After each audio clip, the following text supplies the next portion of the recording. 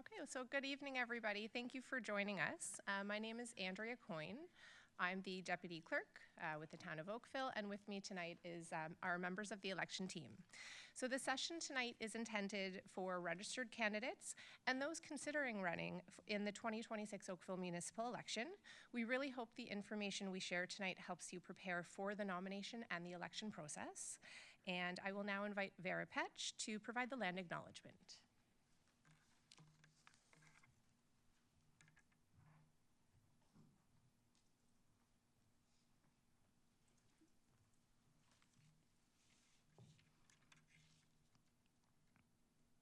Oakville, as we know it today, is rich in the history and modern traditions of many First Nations, from the lands of the Anishinaabe to the Attawandaron and Haudenosaunee. These lands surrounding the Great Lakes are steeped in First Nations history. As we gather today on the sacred lands of Treaties 14 and 22, we are in solidarity with Indigenous brothers and sisters to honor and respect Mother Earth, the original nations of the trees and plants, the four-legged, the flyers, the finned, and the crawlers as the original stewards of Mother Earth. We acknowledge and give gratitude to the waters as being life and being sacred, and to the carriers of those water teachings, the females. We acknowledge and give gratitude for the wisdom of the grandfathers and the four winds that carry the spirits of our ancestors that walk this land before us. The town of Oakville is located on the treaty lands and territory of the Mississaugas of the Credit. We acknowledge and thank the Mississaugas of the Credit First Nation, the treaty holders, for being stewards of this traditional territory. Thank you, Vera. So we'll begin tonight's session with general information about the Oakville municipal election, including opportunities to vote, scrutiny and candidate information and conduct, and information around results reporting. We do have representatives here from the Ministry of Municipal Affairs and Housing, and they're going to share really important information specific to campaign finances. We also have staff from Municipal Enforcement Services here to provide information on election signs, which no doubt everybody's interested to hear about. Also, for those joining us online, please ensure that your Zoom username matches your registration. Questions may be submitted using the Q&A feature, and one of our moderators will facilitate responses. This meeting is being recorded. If you do experience any technical difficulties, please contact Town Clerk at oakville.ca, and this recording will be published on our candidate resources page. So nominations close next Friday, 2 p.m. on August 21st. The election website does outline filing requirements, including the requirement for council candidates to submit at least 25 endorsements. For those who have already registered, we really do encourage you to have a few extra. Candidates may not accept contributions or incur expenses until their nomination has been filed. Throughout the process, please reach out to any member of the election team with any concerns, feedback, or questions you may have. We truly are here to support you during the process. So looking at some important dates, we've already spoke about next Friday, which is nomination day, the close of nominations, 2 p.m. on the 21st. Starting September 1st, eligible voters can use online voter services to confirm, update, or add their information to the voters list. Voter information notices will be mailed in around mid-September. Election signs. No election signs can be posted prior to September 11th, but as I mentioned, we have staff from Municipal Enforcement Services here for more information. And advanced voting will begin October 7th at locations across Oakville. And of course, the big day, October 26th, which is a Monday, with voting locations. We have over 40 locations, and they'll be open from 10 a.m. until 8 p.m. So for those who have already registered, you'll know that candidates have received access to the candidate portal. And for those who register, you'll receive access after you file your nomination. This candidate portal contains important campaign resources, documents, and forms. And this is also the place where you'll receive access to the voters list as of September 1st. And additional details regarding portal access and the voters list are available in both the candidate guide and provided during the registration process. Also a reminder that candidates will only have access to eligible elector information for the area in which they're running. So for example, if you are a candidate for Ward 1, you will only receive eligible electors within Ward 1. And of course, all registered candidates are required to sign a declaration that they'll only use voters list data for election campaign purposes. And the onus is on the candidate to keep the information confidential. And so for those who have already registered, you would have already signed this declaration upon filing. Oakville, as I'm sure many of you know, we're divided into 7 wards. For the election, we're offering a vote anywhere within your ward model on voting day. So what this means is anyone within Ward 4, for example, could vote at any location within Ward 4 on voting day. And the locations are distributed appropriately around each ward. During advance voting, however, an eligible elector can vote anywhere in Oakville, regardless of their ward.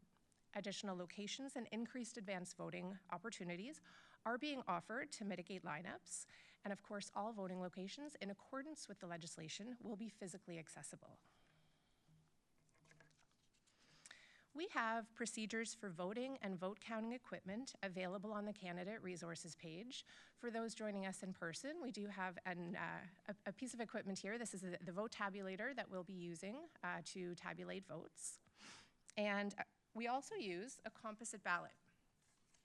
And so a composite ballot, it's issued based on the ward and the school support of the eligible elector. What we're going to do is we're going to be posting ballot faces on our website prior to advance voting opening so that voters can familiarize themselves with the composite ballot and to see which offices they may be eligible to vote for.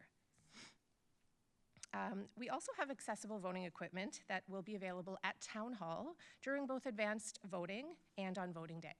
So with this equipment, voters have the option of marking a ballot using the audio accessible ballot marking device.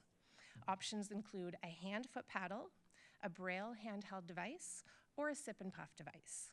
All election officials will receive accessible customer service training and are able to assist voters when requested or if required. So there are many ways to vote. Eligible electors may vote in person during advance voting or on voting day, as well as by proxy or curbside voting where applicable. Full voting information, as you can see, is available on our website.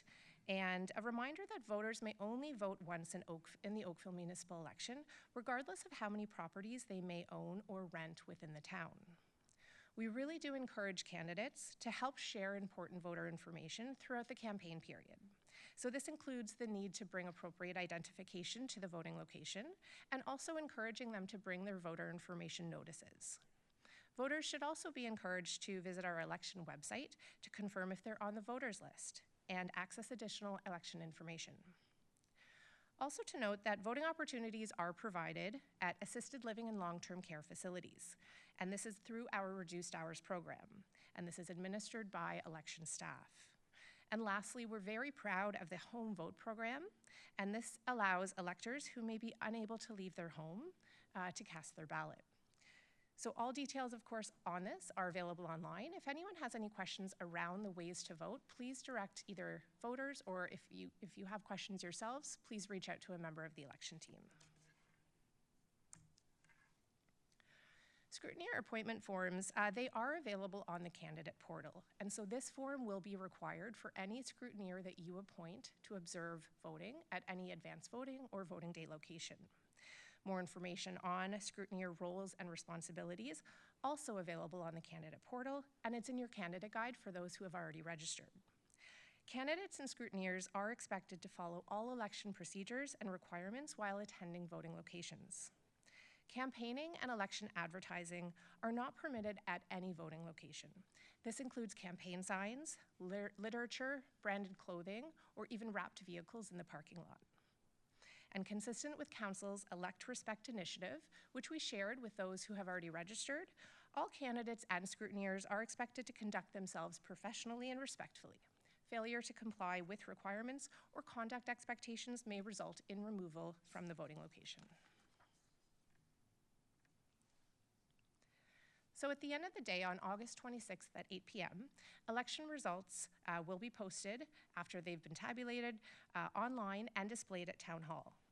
To help manage expectations, we really do like to let candidates know that individual voting location results may not be posted until about 1 to 2 hours after the close of voting. So we usually say around 9:30 is when we really can see the full election results. Candidates and scrutineers wishing to observe the results process, either at a location or at Town Hall for advanced voting results, must be present and signed in before 8 p.m. And of course, additional information is available in the candidate guide. So for those elected candidates, the new term of council begins on November 15th of 2026 and runs through November 14th of 2030.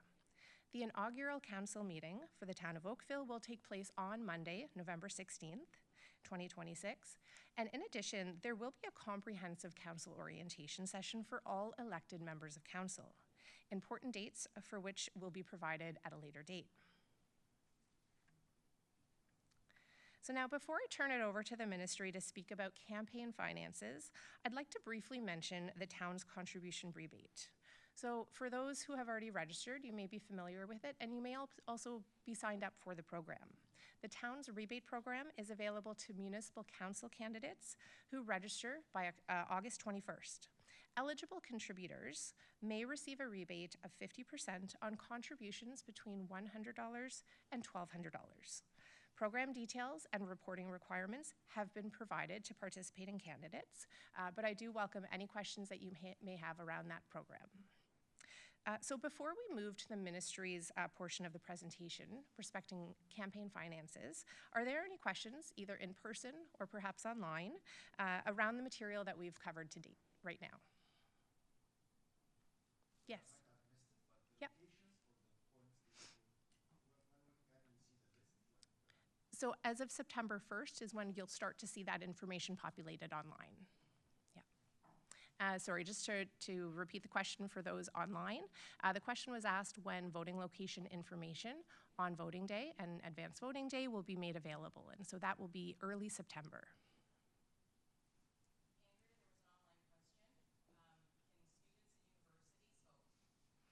Okay, so the question was with respect to whether students can vote, and absolutely, students can vote if they are attending university or college or secondary school at the within the municipality. So absolutely, we have information on student eligibility, and that's available online and in the candidate guide as well. Okay, so at this point, I'm pleased to welcome David and Colin from the Ministry of Municipal Affairs to present on election campaign finances.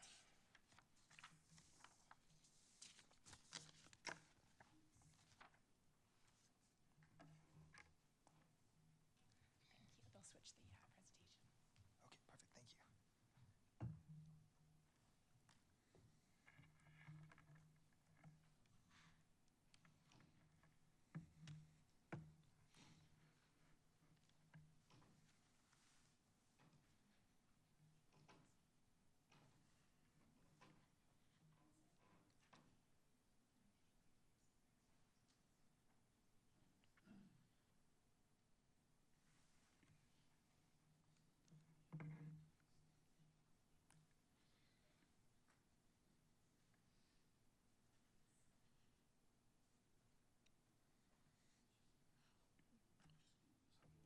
Sure, thank you. And I can use the arrow keys to change the slides.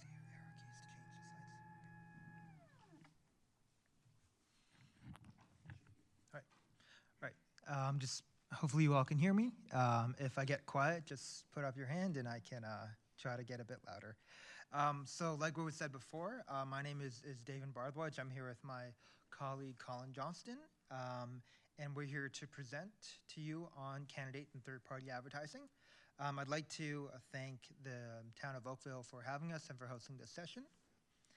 And let's get into it. Okay, so just to start off with a bit of a disclaimer. So these slides are meant to be a summary of some of the sections and should not be relied on for legal or official purposes. I do want to stress Colin and I are not lawyers, and that as a result, you should always consult legislation and seek legal advice when necessary.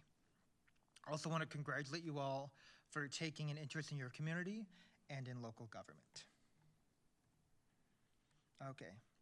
So just as a bit of an overview of the presentation today, so we're going to be talking about a couple of things: the roles of elected members of council, the head of council and municipal staff, as well as the role of a school trustee, the nomination process and how a candidate withdraws a nomination, also what happens if a candidate files for a nomination and changes their mind about where they wish to run. We'll talk about who is eligible to run for municipal office and for school boards and who are not.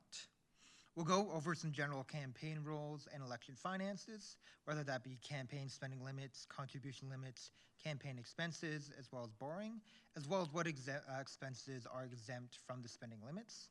We'll go through a finance surplus and deficit, financial reporting at the end of the campaign period as well.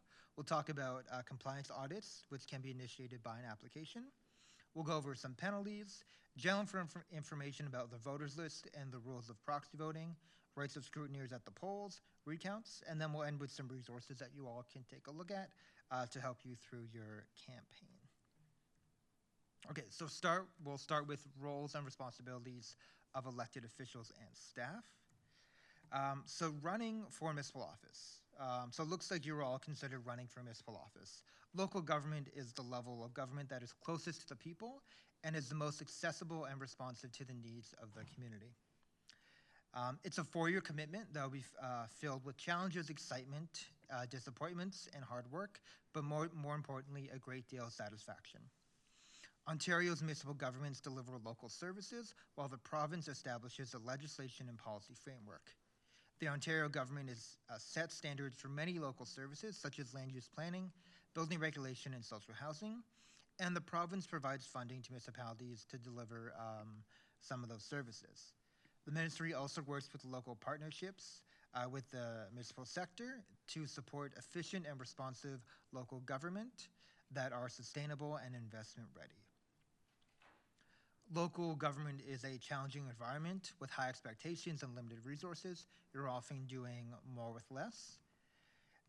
Government is not like any other business. You also can't make everyone happy. Council must make difficult decisions in the best interest of the municipality. Before we go into an overview of the Municipal Elections Act, we wanted to provide a brief summary of the roles of elected municipal officials and the role of staff. I want to note that the information about the role of council and staff, as well as accountability and transparency, can be found in the Councillor's Guide on the Ministry's website. I can't stress to you enough how helpful of a guide this is. It's a great thing to have in your back pocket and will hopefully answer a lot of the questions that you might have throughout your campaign. Okay, so a bit about council and staff roles. So first, let me start by saying that Section 2 of the Municipal Act stipulates that municipalities are created by the province to be responsible and accountable governments with respect to matters within the jurisdiction. And each municipality is given powers and duties under the Municipal Act, as well as other pieces of legislation, for the purpose of providing good government. The Municipal Act is a legislative framework for municipalities, which seeks to balance local autonomy and flexibility with accountability and transparency of municipal operations. Key to any organization, government, business, or industry, or even local service clubs, is for everyone to understand their respective roles and relationships. The next few slides that we're going to go through will review the role of the mayor, the mayor's role as the chief executive officer, the role of council, and the role of municipal staff, which are all key to an effective and efficient local government.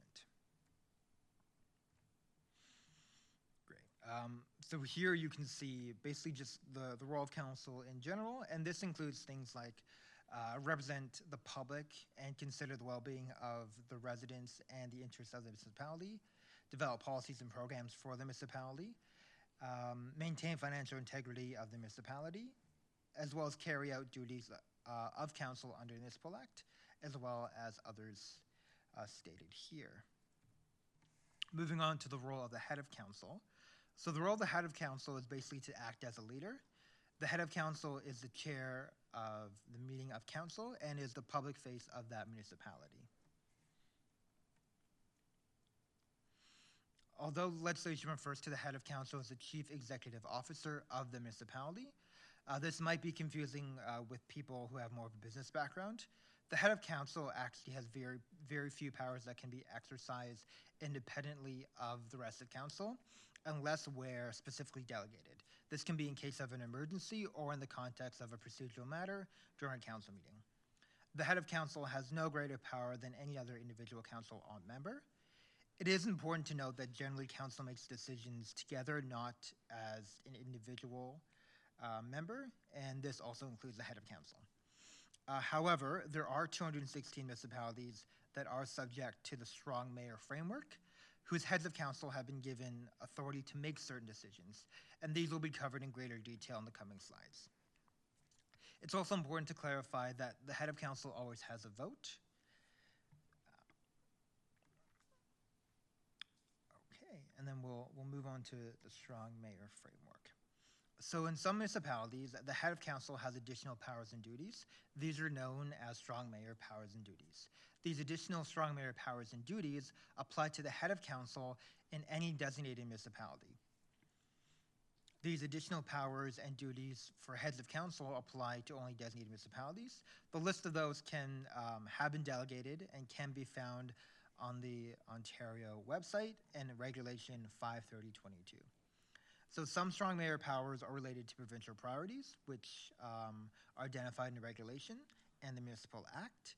And these include to build 1.5 million new residential units by December 31st, 2031, construct and maintain infrastructure to support housing, including things like transit, roads, utilities, and servicing.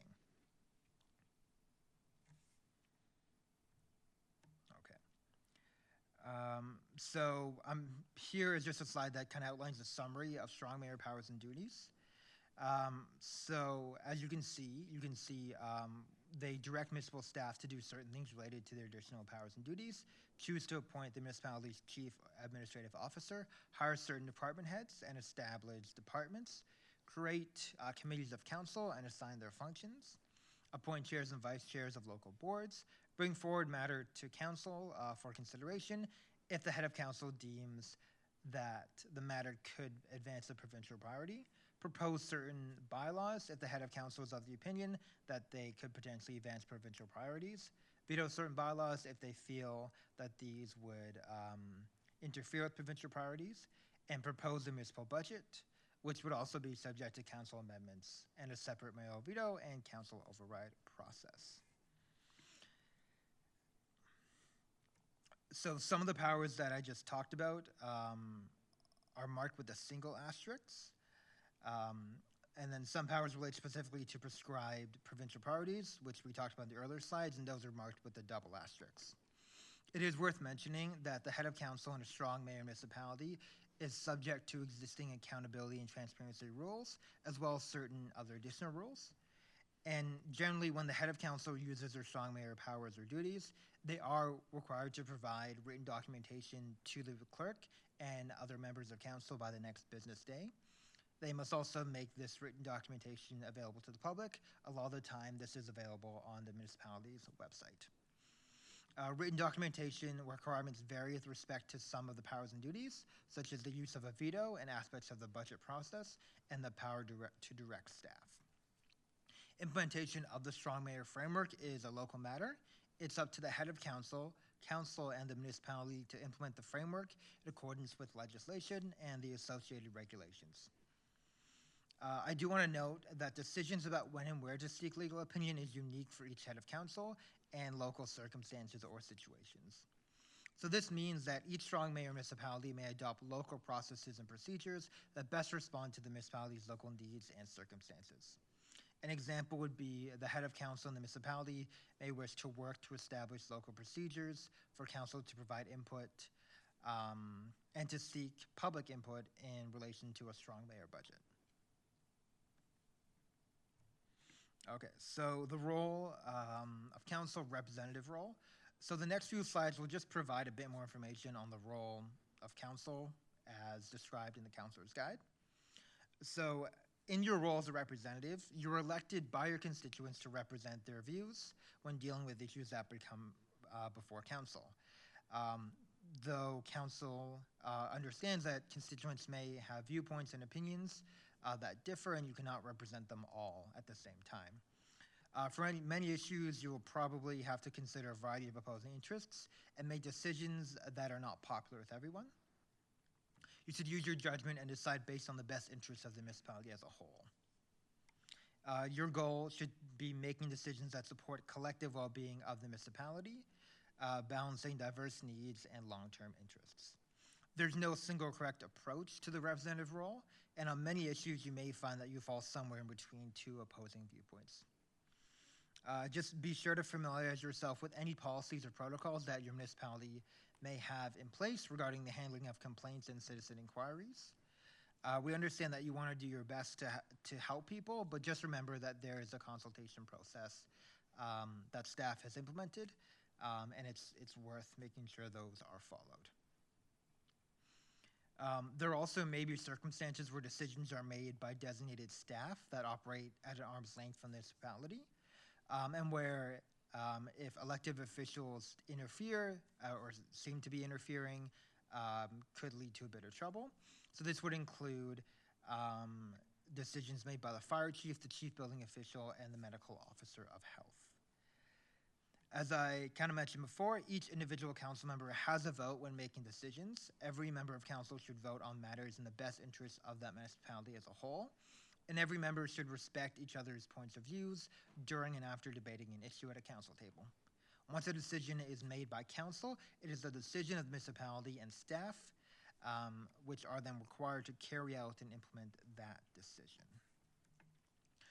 So now to some of the fun stuff. If you're a policy geek like me, policy-making role in general. So some council decisions are routine. Other establish general principles to help guide future actions. Those are often considered policy decisions. Some policies can be specific, like a bylaw requiring dogs to be kept on a leash in public. Others can be more broad, such as the approval for an official plan. So the big question here is, how is policy made? So our beautiful slide here with all our fun colors and shapes just is a good general process to show how policy is made. So the Counselor's Guide does provide a lot of detail on kind of how to do this, but we'll give you a high-level overview here. So you start by identifying the issue. As council, you agree on what the issue is and what the objectives are. Council then directs staff to research the issue further and identify and recommend options to council. There may be the need to consult with the public and consider their feedback as well. Council would then review staff information and consider factors such as demand on time to implement the policy, as well as any cost implications. Council then makes a decision on the best course of action and adopts the policy from there.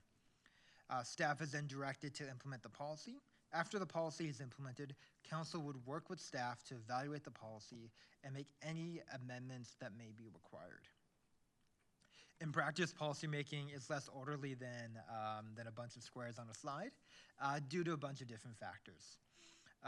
Oftentimes, just the environment is rapidly changing, and the issues that you could be facing might be more complex or could be more difficult to single out than originally thought. There could be differing and sometimes strongly held views by stakeholders and members of the public.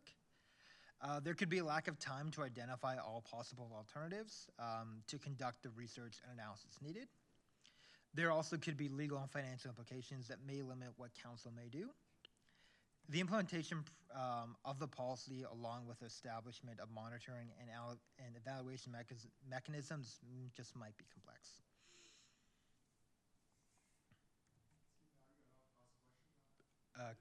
At the end.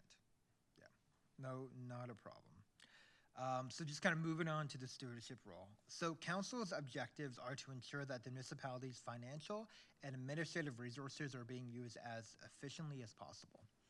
There's a fine line between council's overall stewardship of the municipality and the administration's management of day-to-day activities.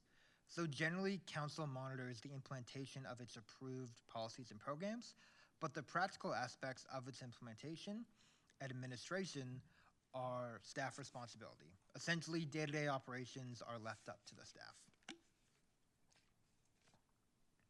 To be effective in this stewardship role, council may wish to have processes in place to help ensure that policies are being adopted by council and are being implemented.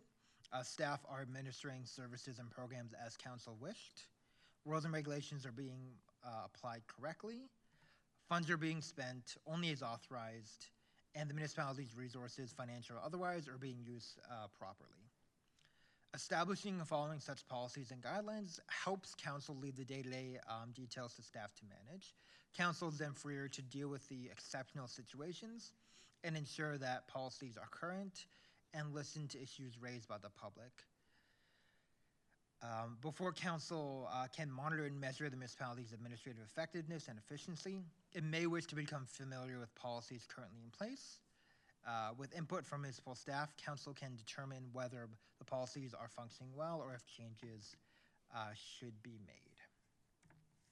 So next we'll talk about the role of Chief Administrative Officer, but in this case I'll just say the role of the CAO. So under Section 229 of the Municipal Act, a municipality may appoint a CAO who will be responsible for exercising general control and management of the affairs of the municipality for the purpose of ensuring efficient and effective municipal operations, as well as performing other duties that are assigned by the municipality. The function of the CAO is more similar to the role of a chief operating officer in a business environment. The CAO is responsible for the general control and day-to-day management of the municipality. To help understand the role of the CAO in a municipality, we can picture an hourglass. So you have council on one end, you have municipal staff and department heads on the other. The CAO is kind of the middle part where all the information goes through. So if council wants to give information to a department, that'll go through the CAO, and if a department would like to talk to council, it would also go through the CAO as well.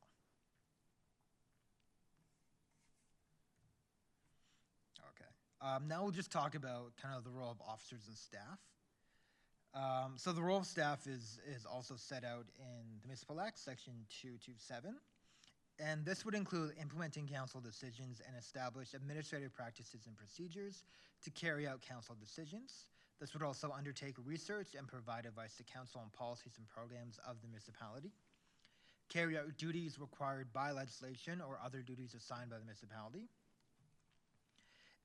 A general key feature of effective and efficient council is just a well-developed understanding of the relationship between council and staff. There are also some officers of the municipality that have statutory obligations. Those are the clerk, the treasurer, the chief building official, and the fire chief. The Councilor's Guide provides the list of ways that council members can assist staff to meet council expectations. We do have some examples for you. This can include having policy requiring comprehensive job descriptions for staff, adopt policies that can complement and reinforce staff efforts, consult staff before deciding on policies, and being prepared for council meetings. Staff, on the other hand, should be providing well-organized agendas and supporting materials, provide sufficient and timely information and analysis, notify council of changes of legislation and programs, and implement council decisions as effectively and professionally as possible. So like I said before, some statutory obligations with the clerk, the treasurer, the chief building official, and the fire chief. They are all protected under their own acts. For example, the Building Code Act for the chief building official, and the Fire Prevention and Protection Act for the fire chief. All right, so moving on to council-staff relationships. So I'll again provide a high-level overview for you all. So council and their administration have different roles within the municipality, but they all have the same goal and purpose. In general, it's the role of the elected officials to represent the community and set direction for that municipality, and it's the role of staff to manage people and resources to achieve council's vision. Council generally sets the policy direction, and staff provides the research and expert advice to help council in its decision-making process. Staff and council rely on one another to move that municipality forward. Both staff and council provide leadership. Council provides political leadership, while staff provides administrative leadership to the organization. The relationship between staff and council is interconnected and is important for council and staff to represent one another's role so that they can serve the public in the best manner possible. Municipalities are required to adopt a policy on the relationship between members of council and municipal staff. Municipalities have flexibility to determine the content of these policies. Okay. So just switching to accountability here. So Ontario municipalities and members of council operate under a legislated accountability and transparency framework. This includes the role of municipalities and the role of members of council and local boards. Ensuring accountability and transparency is one of council's roles under the Municipal Act and is a priority when maintaining public trust. Councilors are, of course, accountable to the public as they are elected officials, but it is also important that procedures and policies are clearly set out and accessible, and that the day-to-day operations of the municipality are transparent. And this slide here just outlines some policies that councilors are required to adopt. So moving on to code of conduct. So codes of conduct usually set out expectations and standards for council conduct. Codes may help prevent ethical conflicts and help in their resolution, and just serve as a basis for council orientation and training.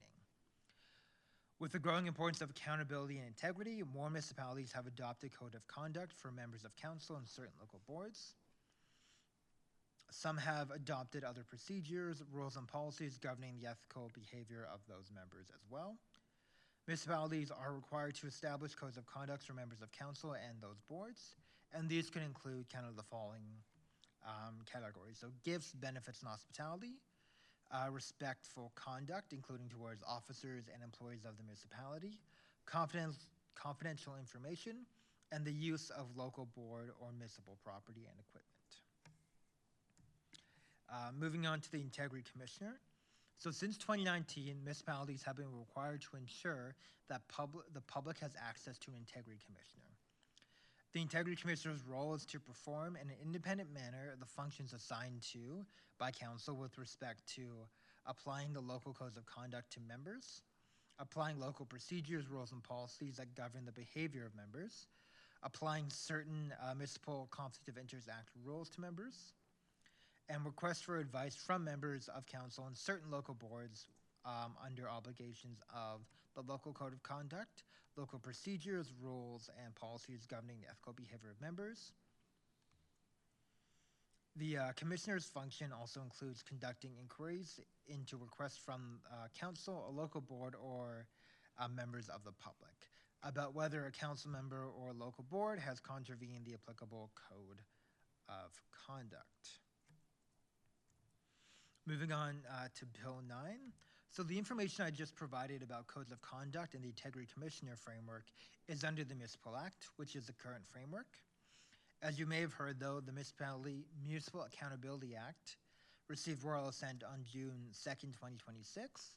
The changes made to this act are not yet in effect, and order of the Lieutenant Governor and Council naming the date would needed to be bring into effect. The Municipal Accountability Act, if brought into effect, would amend the Municipal Act to strengthen municipal codes of conduct and Integrity Commissioner's framework, and it would allow for the creation of a standardized code of conduct across all municipalities and require a mandatory code of conduct training for members of council.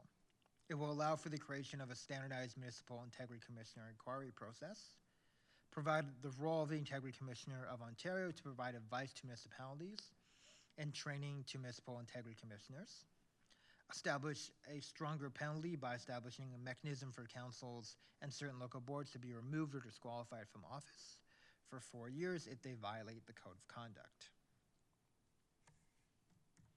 Moving on to accountability officers. So to help support integrity and accountability in public office, municipalities may pass a bylaw to appoint certain accountability officers. These include a municipal ombudsman, an auditor general, the lobbyist registry and registrar, and a closed meeting investigator. Moving on to the Ontario Ombudsman. So the Ontario Ombudsman has a role with municipalities as well, and the role builds on the local and accountability and transparency framework under the Municipal Act. The role is in addition to the Ontario Ombudsman's role as a default meeting investigator for municipalities that have not appointed their own. The Ontario Ombudsman supports transparency in government and may recommend improvements.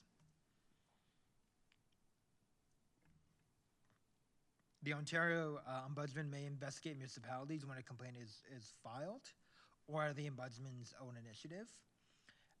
An Ontario Ombudsman can investigate, but they cannot compel a municipality to take action.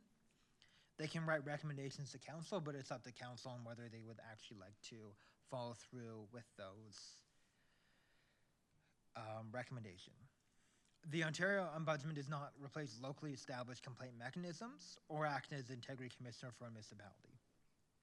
There are certain local boards, such as like a police board or a children's aid society, that are exempt from the Ontario Ombudsman's oversight. And for more information on the Ontario Ombudsman, you can look at the Ontario Ombudsman Act or probably use just the Ontario Ombudsman's website. So moving to kind of privacy and confidentiality. So personal privacy and other confidentiality issues are important and practical legal considerations for municipal councilors and staff. The Municipal Freedom of Information and Protection of Privacy Act is a primary statute for privacy and confidentiality. It sets out rules for collection, use, and disclosure of personal information. According to these rules, councilors and staff, in most circumstances, protect personal privacy and only collect, use, and disclose personal information in accordance with those rules. So, for example, depending on circumstances, councilor and staff may or may not be authorized to obtain personal information in the course of their duties. This might mean that at times councilors could not obtain this kind of information from staff. So moving on to the role of a school board trustee. So the Education Act creates 4 different kinds of school boards. We have public French, public English, French Catholic, and English Catholic school boards. School trustees are members of school boards. They are locally elected representatives of the public, and they are the community's advocate for public education. Only the board, not an individual trustee, has the authority to make decisions or take action. A trustee is often the first point of contact for parents and community members who have questions or concerns about their local school. Candidates should contact the applicable school board for further information about duties and commitments. So the school board trustee, their role is to establish policy direction, participate in making decisions that benefit the entire school board while representing the interests of constituents. School board trustees are accountable to constituents, the Ministry of Education, and families. So now I'll just take you through some eligibility rules. So you must be an eligible elector, which means you must be able to vote. Right above me, you have a list that shows voter eligibility as well as ineligibility to run and to hold office. You can only be nominated if, as the day you are nominated, you are qualified to hold office under the Act and are not ineligible under the Municipal Elections Act or any other act. If you are a volunteer firefighter, you are not defined as an employee of a municipality. If a municipal employee wishes to run for office of that municipality's council, they must take a leave of absence before filing a nomination form. And then if they are elected, they should resign from employment immediately before making a declaration of office. An employee of a municipality who wants to run for an office in a different municipality does not have to take a leave of absence or resign, but they should check with their employer to see if there are any policies that could affect them. All right, school board trustee eligibility. So questions about school board eligibility should be directed to the school board secretary. But if you are an employee of any school board and you wish to run for trustee position on any school board in the province, you must take an unpaid leave of absence before you file your nomination form. If elected, you must resign from your job. Essentially, you cannot work for a school board and be a trustee in Ontario at the same time. Also, the following people are not able to run as a school trustee. That includes a clerk, a deputy clerk, and a treasurer in a municipality. Any person who is not able to vote in that municipality. an employee of a school board unless they take an unpaid leave of absence. Additionally, a judge of any court, a member of the Legislature of Ontario or the House of Commons, or an inmate at a correctional institution. Okay, heading to the nomination process. So the first day to file your nomination was May 1st, 2026. And the last day in time for filing nomination for 2026 is Friday, August 21st at 2 p.m. If you want to withdraw a nomination, local election policies may state that a candidate must personally attend the clerk's office hours to withdraw their candidacy. If a candidate withdraws a nomination, they are still required to file a financial statement covering all the financial transactions made in the campaign. If you haven't spent any money or raised any funds, you can basically just click a box on the form and sign it, and it is therefore complete. If a nomination is withdrawn and the candidate is entitled to a refund, their nomination filing fee will be refunded only after they file their financial auditor statement by the required deadline.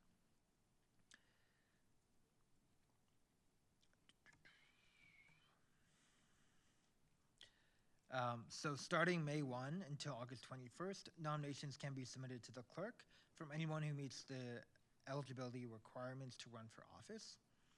Candidates must complete Form 1, which is a nomination paper, and must submit that to the clerk along with the application and applicable filing fees.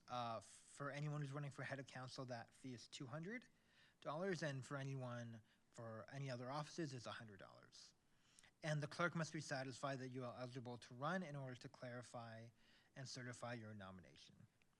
The clerk can also ask you to show more identification or fill out additional forms to prove that you are able to run for that particular office.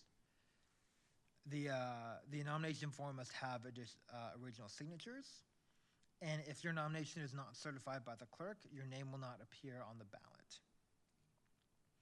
And just to note for those in a ward system, as this is, as long as you are able to vote in the municipality, you can run in any ward. Though if you run in a ward you do not live in, you cannot vote for yourself, as you have to vote in the ward you reside in. Okay, running for a different office. So sometimes people change their mind and they decide to run for a different office. You can only run for one office at a time.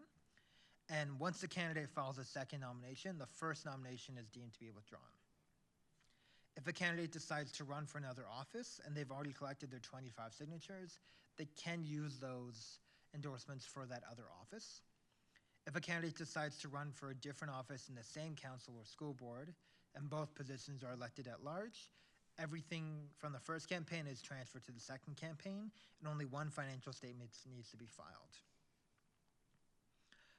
This is unless a candidate decides to run for a different office on the same council or school board, and one or both offices are elected by ward, then the two campaigns must be kept separate and two financial statements must be filed. So now I'll take you guys through third-party advertising.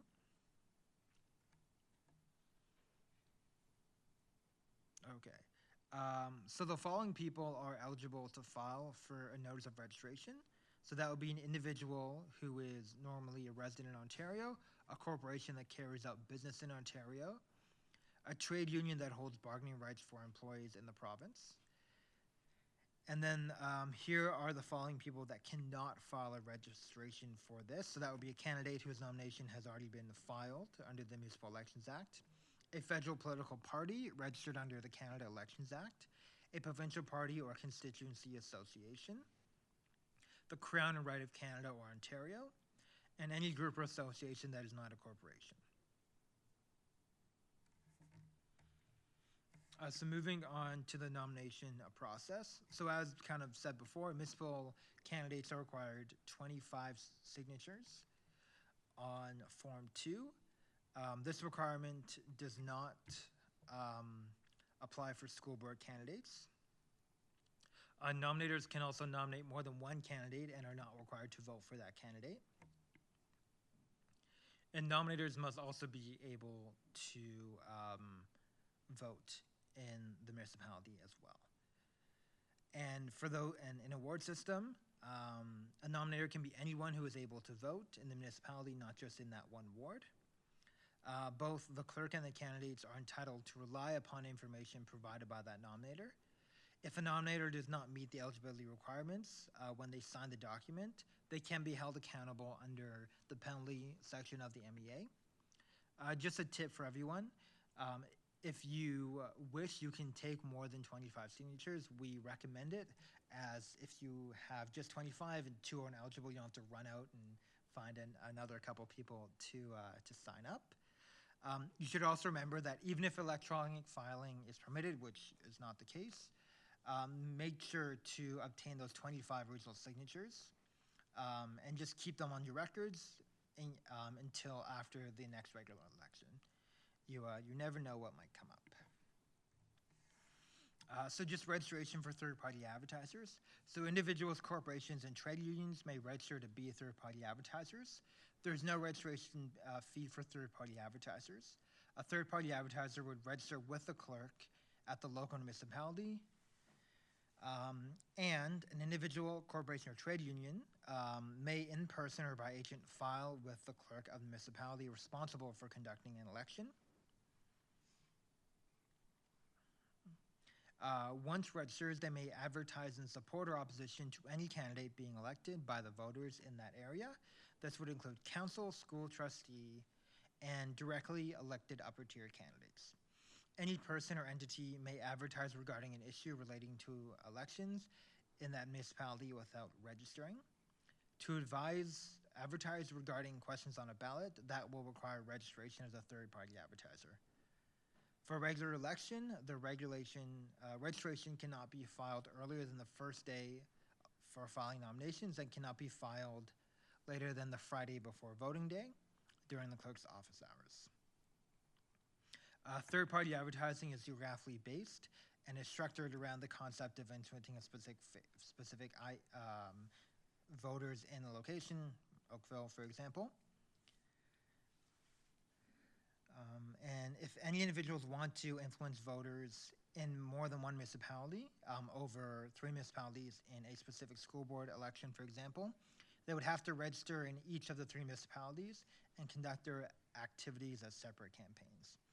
If the municipality feels that there's been a contravention of this act, such as advertising the restricted period, then it can ask the third-party advertiser to remove the advertisement or discontinue advertising as a whole.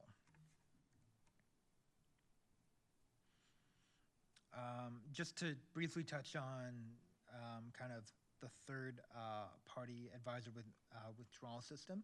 So the third-party advertiser registration is deemed to be withdrawn if they file a nomination. This means that their advertising campaign would automatically end once they file that nomination. If a corporation or trade union is registered as a third-party advertiser, it would not be affected by personally filing a nomination, as the person would not be the same entity. A third-party advertiser and candidate would need to be careful to distance their activities, as third-party advertisers may not take place under the direction of a candidate.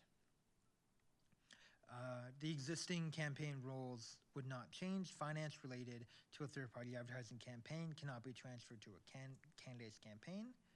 A third-party advertiser who withdraws and closes their campaign cannot transfer that campaign to someone else.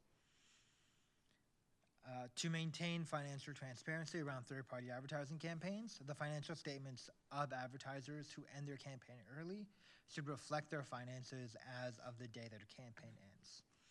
And just a reminder, the registration period for third-party advertisers runs until Friday before voting day, which is October 23rd, or the last day of the clerk's office hours is open before voting day.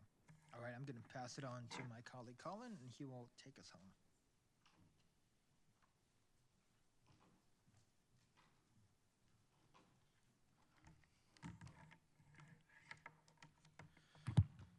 Thanks, guys, and thank you for bearing with us. I know it's a quite lengthy presentation, and I will answer questions both on David's component and on mine as well when we get through. So welcome to the exciting world of campaign finances. Riveting stuff, I know.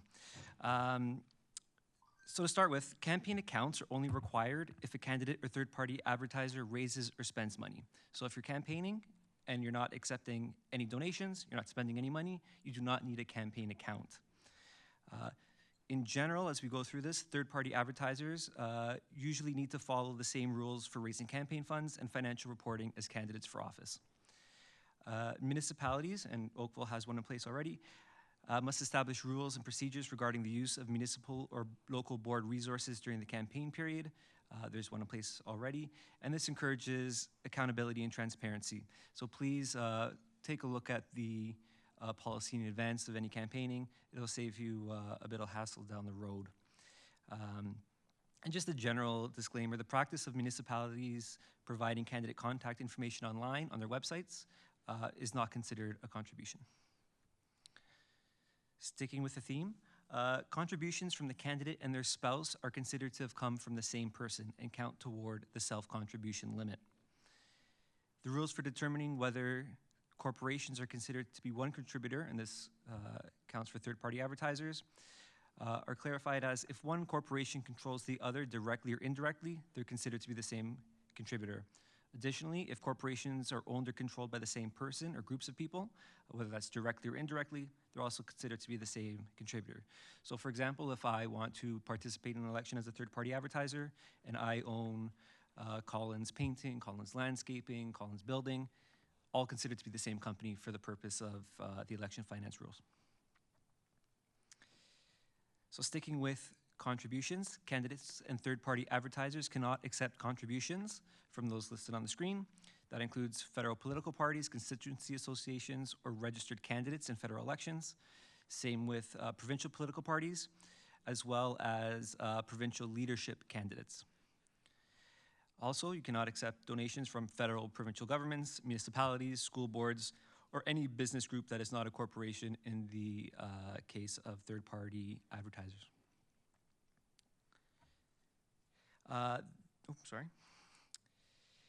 For volunteers, the value of services provided by volunteers are generally not considered to be a contribution, but there is one important exception. So if a professional, and I'll use an accountant or a lawyer as an example, volunteers to provide services for which they would normally be paid, the market value of their service must be recorded as both a contribution from the volunteer as well as a campaign expense. So for example, if you have a friend that's an accountant, and that accountant is typically paid $100 per hour, and they work 5 hours for you, volunteer 5 hours of the time for you doing accounting services, you would document that as both a $500 contribution and a $500 expense. And you would issue a receipt to the contributor for $500. As we've mentioned before, trade unions and corporations are not eligible to contribute to candidates' campaigns, but they can participate through the election as third-party advertisers or contribute to third-party advertising campaigns. So just again, with contributions, campaign contributions are defined as money, goods, or services given to a candidate for his or her election campaign. The legislation does not go into very specific examples, so you gotta kind of stick with the spirit of what the legislation says. Cash contributions may only be accepted up to $25. Contributions made above that amount, so if $26 or more, must be made by check, money order, or a method clearly showing where the funds came from. Fundraising functions are considered to be events or activities held on or behalf of the candidate for the primary purpose of raising money for a candidate's campaign. So the price of admission to a fundraising function is considered to be a candidate contribution, and a receipt must be issued for the full amount.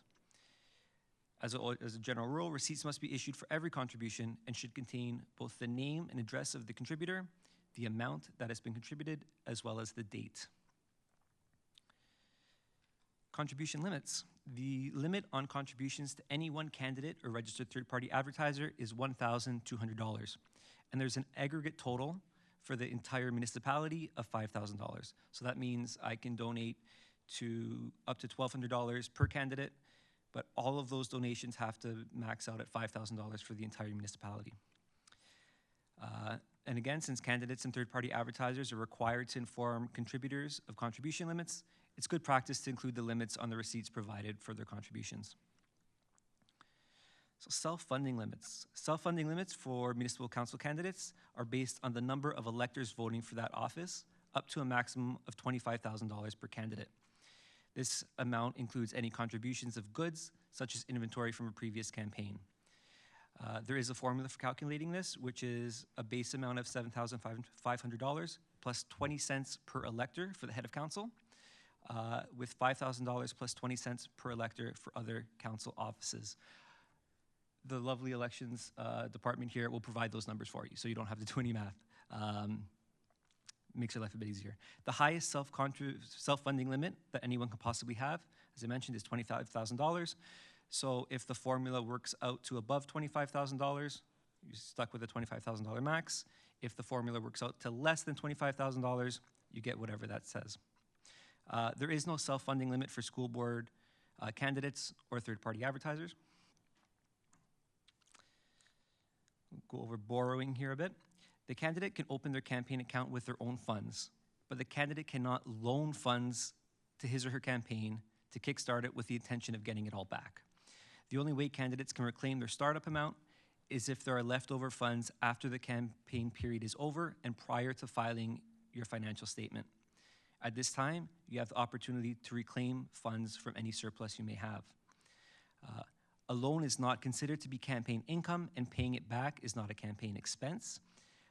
But if you or your spouse guarantee the loan and the campaign does not repay all of it back, the remaining balance is considered to be a contribution. So in this case, keep the self-funding limit in mind. As a general rule, you cannot accept loans from family members or from any corporate accounts you have access to.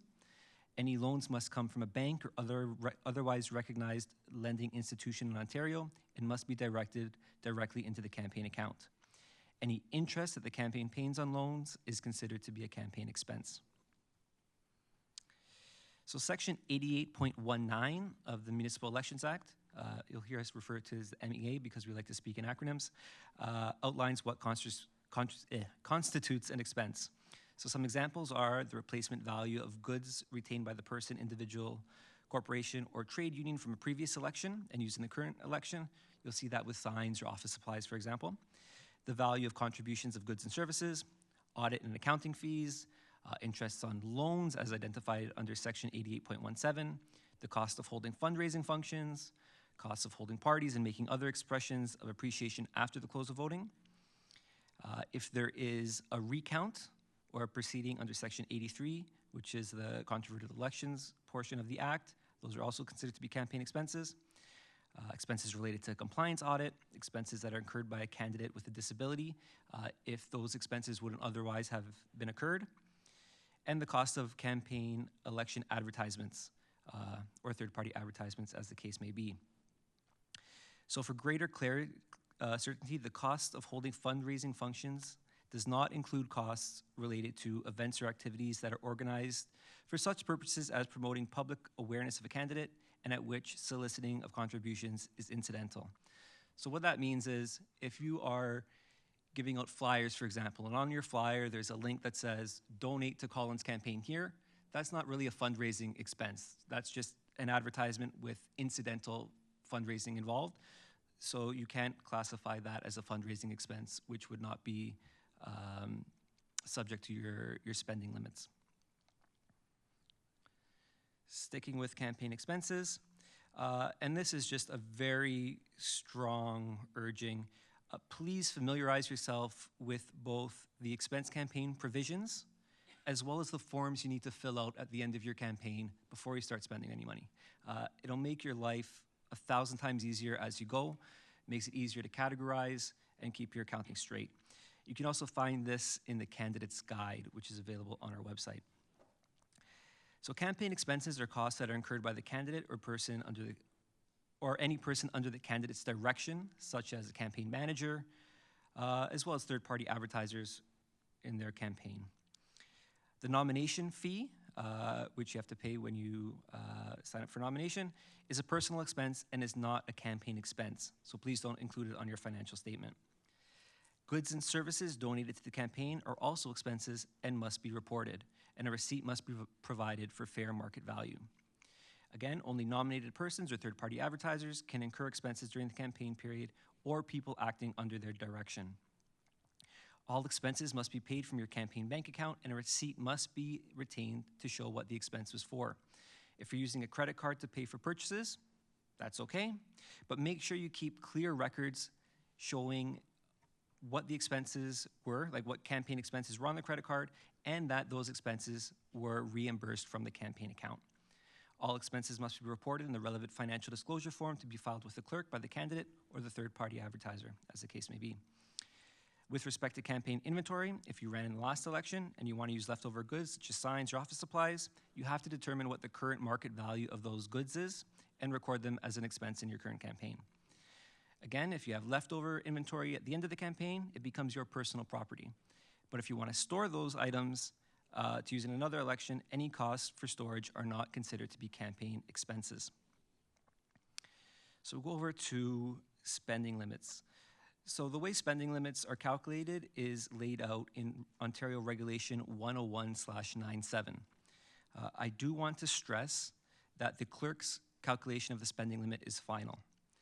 So the head of council spending limit is $7,500 plus 85 cents per elector, with all other offices being $5,000 plus 85 cents per elector. There's a separate spending limit for after voting day for parties or expressions of appreciation, so gifts to campaign staff, for example, and that is 10% of the spending limit. And again, the clerk's calculation is final. So what you may already know or will soon find out is the clerk will provide two calculations of a candidate's spending limit. The first calculation is a preliminary estimate, and that is provided to you when you submit your nomination paperwork for either as a candidate or a third-party advertiser. And that calculation is based on the number of electors on the voters list as it existed on September 20th of 2022, so the last election.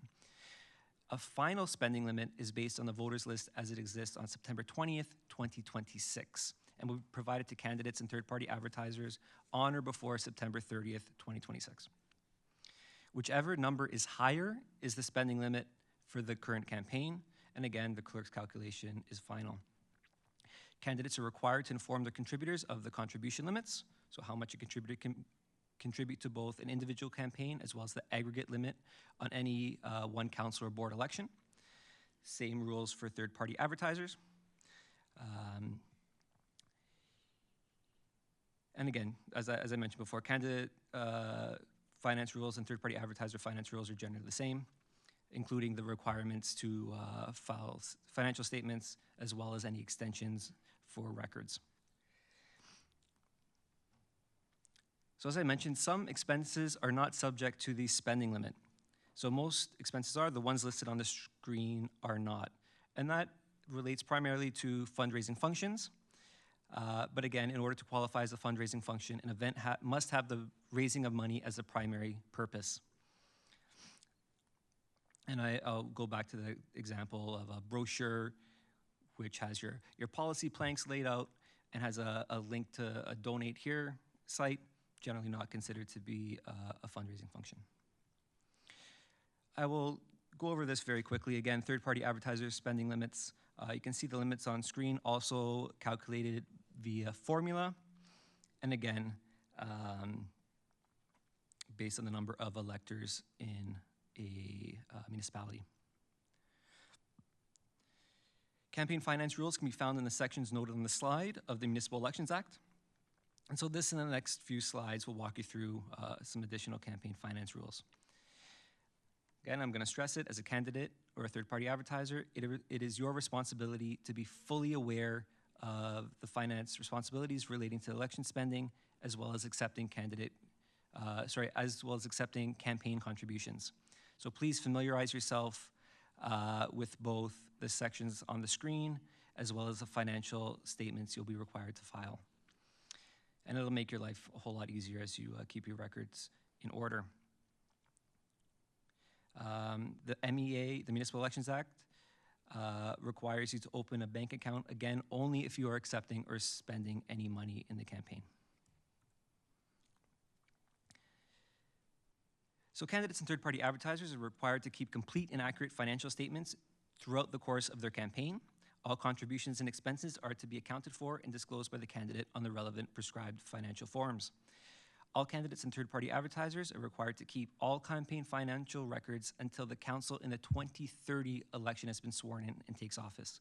So all of your financial statements, keep them at least until the end of November 2030. And these rules apply whether you are elected or not. Similarly, the clerk's office and the elections office here will keep all campaign finance records until after the 2030 council has been sworn in. So these are just some tips and tricks. Store receipts in a secure place. They're valuable campaign documents. You're going to need them. Receipts must be signed by the candidate or his or her designate. It's good practice to have receipts that are multi-part form. The older carbon copies, you get one copy you write on, and then it transfers to the receipts below. And that way you can give one copy to the contributor and keep one or more for your records. Receipts should be numbered in order. When you're opening a bank account, make sure it provides both monthly statements as well as canceled checks. Provide duplicate deposit slips for every deposit, listing the names of the contributors, the amount, and the amounts received from each. And again, keep a good record of all contributions, as sometimes a contributor may make multiple contributions and exceed the $100 limit in which they will need to be identified on your financial statement. So there's a separate section on Form 4, that's the financial statement form, that requires all contributors that contribute $100 or more to be listed with their address. So make sure your contributors are aware of this, as their names will be public information on the Form 4, including their addresses. Maintain a petty cash fund that'll help you handle minor expenses, but still obtain invoices to support all payments from that fund. And then you can replenish the petty cash fund from your campaign bank account. And yeah, look over Form 4. I can't stress it enough. The number, we get a ton of calls in November of every election year saying, I don't know how to open this. How do I get this form? Where is it? So if you look at it in advance, fill it out as you go if you can. It makes your life a whole bunch easier. We are going to go over sign bylaws tonight in Oakville, but those aren't regulated under the Municipal Elections Act. Those vary between municipalities. So our lovely bylaw staff here will run you through that later. But some general rules: candidates and third-party advertisers cannot cause an election campaign or advertisement to appear unless they provide the following information to the broadcaster or publisher in writing. This primarily refers to if you have taken out radio ads or newspaper ads. The name of the candidate or registered third-party advertiser must be provided, as well as the name and business address of whoever is dealing with the broadcaster or publisher. And the same is required for third-party advertisers, but third-party advertisers are also required to list the municipality in which the advertiser is registered. Similarly, no broadcaster or publisher shall either allow to appear or publish an advertisement unless they have received all that information. The period for third-party advertisements, as shown on the slide, is the period when the third-party advertising rules apply. So in 2026, that is from May 1st until the close of voting on Election Day, which is 8 p.m. on October 26th. Sticking with advertisements, broadcasters and publishers are also required to maintain records, as you can see on the screen, and copies of the advertisement as well. So Section 88.25 of the Municipal Elections Act states all candidates are required to file a Form 4 with the clerk regardless of how much or how little they spent or fundraised. So if you filed a nomination form, you have to file a Form 4, even if you haven't spent a penny. In those cases, there's a quick box you can tick, sign your name, and you're done. But do remember, if you filed your nomination paperwork, you must submit a Form 4. The deadline to file those financial statements is March 30th, 2027. So that's next March before 2 p.m. And that is a hard deadline. Don't show up at 3 o'clock. Your clerks have had a busy day. They want to go home. If you feel you cannot meet that deadline, you must apply to the courts for an extension prior to March 30th, 2027. And again, if you filed the Form 4, you have to file your statements, and that applies whether you withdrew your nomination or even if you were acclaimed. Same thing for third-party advertisers. They fill out Form 8. And then, again, those are all available on the ministry's website. A good suggestion is you can resubmit your financial statements to correct any errors up until the filing deadline. So if you've noticed an error, you've miscalculated something, your math didn't add up as you were tallying everything, you can resubmit. So if you're able to submit early, it gives you a bit of wiggle room to correct any errors. The clerk's office will make a public report of which candidates filed financial statements and which did not. If you have little or no expenses, you can file your financial statements early prior to December 31st, 2026. But that means if you filed your financial statements early, your campaign is closed. There is an opportunity to continue raising money after Election Day if you have a campaign deficit, but once you file your financial statements, the campaign period is done. Similarly, third-party advertisers have the same ability to file early, which is December 31st, 2026. Clerks are required to report whether candidates have met their financial filing obligations and publish the report on the municipal website or in another electronic form, and this will be done by April 30th in the year following a regular election, so 2027. Again, the clerk must also, as soon as possible, after April 30th, 2027, make a list of all registered third-party advertisers and whether they have met the financial filing statements as well. Clerks can determine the conditions of electronic filing. I don't know if, I believe because Oakville has a rebate program, you guys are taking electronic filing of financial statements, or no? No? No, they are not. So talk to your clerk's department, they'll run you through the process. Yep. Oh, they are for financial statements. All right. Either way, stay in touch with the elections office. They can answer all of your questions. Sticking with financial statements, the appointment of an auditor by the candidate is mandatory if expenses or contributions exceed $10,000. And that auditor must be licensed under the Public Accounting Act of 2004. I do want to stress, if you feel like you're going to hit that $10,000 threshold, seek an auditor early. There are not a lot of firms that will deal with election finances, so you may find yourself hard-pressed to find one if you've left it too late. And again, another reminder that financial statements are public documents. Some other points here. The nomination fee is only refundable if the financial statement is filed on time. A candidate or third-party advertiser who misses the filing deadline may file within a 30-day grace period, provided a $500 late filing fee is paid to the municipality. So in this case, that period ends on April 29th, 2027. But please note that a candidate who chooses to file within that 30-day grace period will be subject to both the $500 late filing fee as well as the loss of their nomination refund. Oop, I have not been on the right slides. Campaign surplus. When filing the financial statement, a candidate or third-party advertiser with a campaign surplus must pay the entire amount to the clerk. That does not mean the clerk is getting your money. It means that that money becomes the property of the municipality. But prior to paying over any surplus fund to the clerk, a candidate or third-party advertiser is entitled to a refund of any contributions they or their spouse have made to the campaign. So for example, if a candidate has $1,000 left over at the end of the campaign, and they themselves made a self-contribution of $500 to their own campaign, they will be able to repay themselves that $500, and the remaining $500 would go to the municipality. This money will be placed in trust for use by the candidate if they need it for a compliance audit. If it is not needed for a compliance audit, it becomes the property of the municipality. I'm going to go to compliance audits and enforcement. So every municipality has a compliance audit committee. Members of the compliance audit committee are not members of council or a school board. They're also not employees or candidates or registered third-party advertisers in the election. The clerk will review all contributions and prepare reports for consideration by the Compliance Audit Committee if a contributor appears to have exceeded any contribution limits.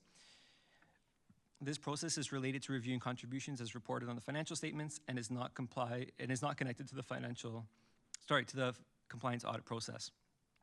If it's apparent to the clerk that a contributor has exceeded one or more of the contributions limits, the clerk would report this to the Compliance Audit Committee, which would then meet to determine whether to proceed with legal action. So electors entitled to vote in an election may also apply for compliance audit of a candidate, even if that candidate has not filed a financial statement. The application must be in writing, and it must set out the reasons why they believe the Municipal Elections Act has been contravened. The application must be submitted to the municipal clerk or the secretary of the school board within 90 days of the filing deadline. The Compliance Audit Committee will then consider the application and decide whether to retain an auditor or undertake a compliance audit of the candidate's financial statements. If for some reason a person does not want to apply to the Compliance Audit Committee, they may commence legal action on their own, but any prosecution related to the 2026 election must be commenced on or before November 15th, 2030, when the following term's council is sworn in. So if a compliance audit is granted, the committee will appoint an auditor to conduct a compliance audit of the candidate's campaign finances. The auditor is entitled to have access to all of the financial records related to the campaign, and the auditor will then produce a report which the candidate is entitled to receive. The Compliance Audit Committee will meet to consider the auditor's report. If the report concludes that there is an apparent contravention of the Municipal Elections Act, the committee will decide whether to commence legal action. I do want to stress the Compliance Audit Committee does not have any authority to set penalties. Only the courts can decide whether a candidate or an individual has contravened the act, and if so, which penalties should apply. That said, there are some automatic penalties. There are 3 contraventions of the Municipal Elections Act where penalties apply automatically. If you fail to file a financial statement by the end of the 30-day grace period, or fail to apply to the courts for an extension by March 30th, 2027, if your financial statement shows that you exceeded your spending limit, or if you fail to turn over your surplus to the clerk when you file your financial statement. The penalty for those offenses is you forfeit your office if you're elected, and you become ineligible to run or be appointed to fill any vacancy until after the 2030 election. So another reason to make sure you are on top of your financial statements and filing within the required deadlines. Additionally, if you're convicted of an offense, you may be subject to the following penalties: a fine of up to $25,000, ineligibility to run or vote in the next general election, up to 6 months in prison, forfeiture of your elected office, if a judge finds you committed the offense knowingly. I previously indicated that if you are convicted of exceeding the spending limit, you automatically lose your seat, but you also may face a fine for the amount by which you exceeded the limit. So the voters list and proxy voting. New in this election, this municipal election, Elections Ontario now has a role to play in municipal elections. So Elections Ontario is a nonpartisan office of the Legislative Assembly of Ontario, responsible for administering provincial elections. And Elections Ontario is governed by the Elections Act and the Elections Finances Act. While Elections Ontario does not administer local elections, we have our lovely elections team here, they do have a role to play in providing up-to-date voters list information to local partners. The voters list for each municipal election is prepared using data from the Permanent Register of Electors, maintained by Elections Ontario. And Elections Ontario works with local partners to provide them with the most up-to-date voters list to support these elections. Voters across the province can update their information in the register for local and provincial elections by visiting registertovoteon.ca.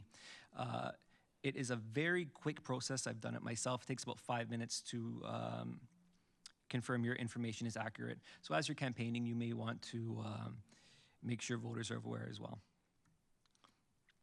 So the voters list becomes a public document on September 1st, 2026, and we went over that a little bit earlier.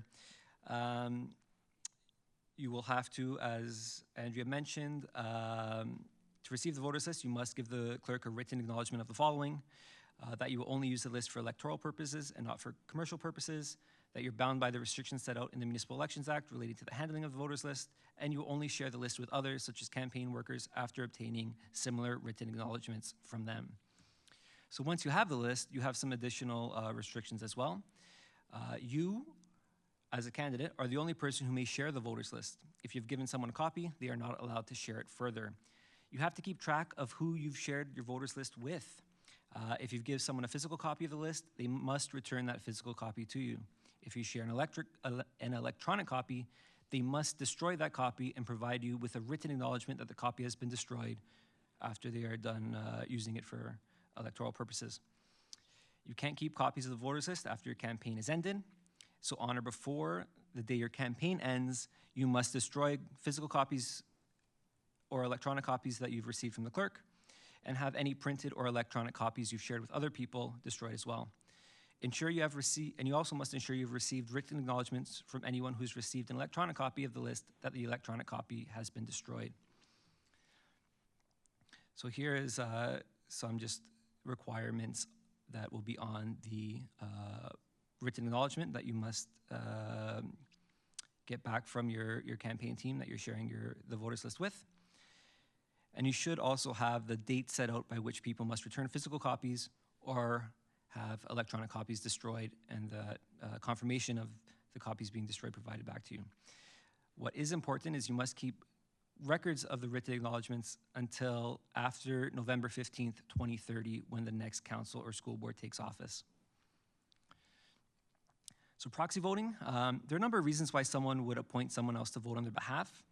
Could be absence from the area, illness. So Section 44 of the Municipal Elections Act covers the issuance of proxy forms. So no appointments for proxies are made until nominations are closed. So that won't be until September of 2026. The clerk's office may designate a time and place for the presentation of proxy voting forms for the clerk's certification. Assignment of proxy voting is responsibility of an eligible voter to appoint another identified eligible voter. So an eligible proxy may exercise only one proxy vote unless the proxy is acting on behalf of a spouse, sibling, parent, child, grandparent, or grandchild. And that's in Section 44 of the Municipal Elections Act. So essentially, you can only act as a proxy for one person unless you're acting as a proxy for multiple family members.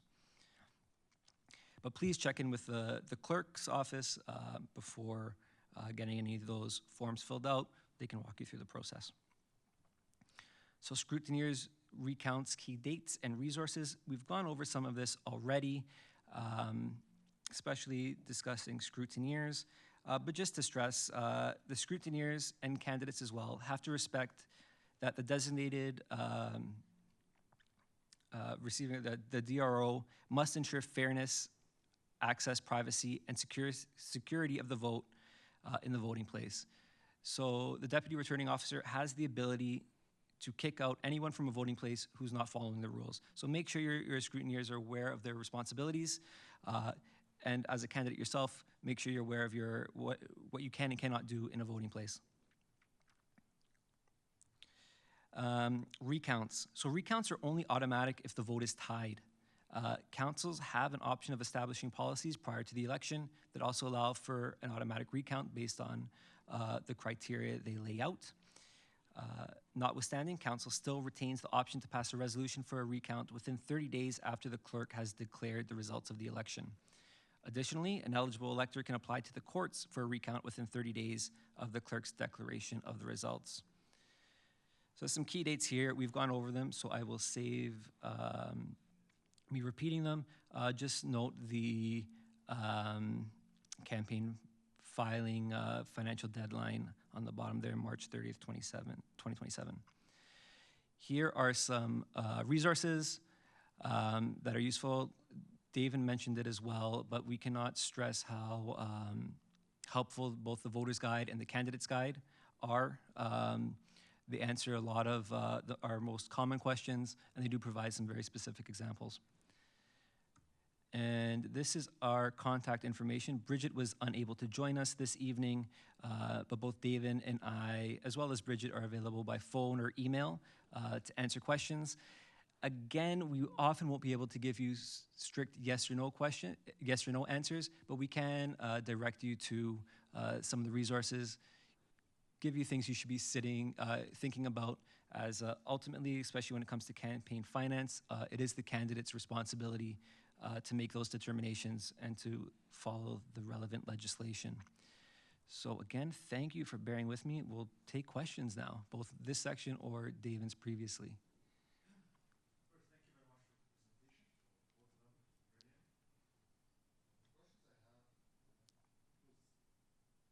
the presentation, both of them, brilliant. The questions I have, it was relevant to the slide with the $8 cubes. Oh, yeah. Slide 18 as well. Yep. You were talking about the responsibility for the council.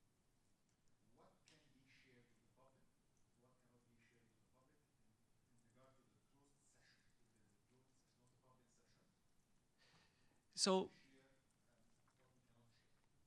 so in those cases, it generally refers to, and I will have to pull this from memory, there's specific requirements in the legislation that go through what can be withheld. So for example, information identifying a specific employee or an individual will be held in closed session.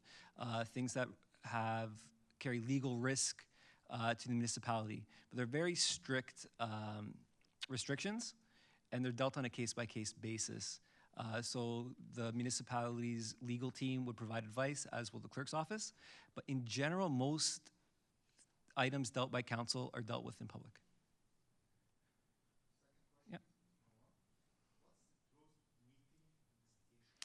So a closed meeting investigator is a person that basically ensures or investigates whether a municipality has been complying with the legislation related to closed meetings. So a municipality can either appoint an individual specifically to deal with that, but it's not a requirement. If they don't have someone appointed, the Ontario Ombudsman is the closed meeting investigator by default for any municipality in Ontario. What would then happen is, let's say I live in Thunder Bay, Ontario, and I think that council has not been following the rules. I would submit a complaint to the Ontario Ombudsman or Thunder Bay's closed meeting investigator, and they would investigate the process and then submit a report that is publicly available. No problem, thank you. Colin, we have a question from an online participant, actually. So if a candidate receives a donation online and it was auto-deposited, and then the candidate subsequently wants to return it, can this be done? Further question, how could it be recorded, and is it public? You would want to contact the individual that has made that donation and then make every effort to return it. And you'd want to have that clearly recorded in your financial statements as well, whether your bank statement. As a rule, you shouldn't have auto deposit set up for e-transfers, for example, because you want to have a clear record of who is making the donation and whether they are an eligible contributor. Sorry, and for, oh no, we did repeat it. The previous questions, I should have said it out loud, were related to the closed meeting requirements for municipalities as well as the role of the closed meeting investigator. From the floor here. Yep.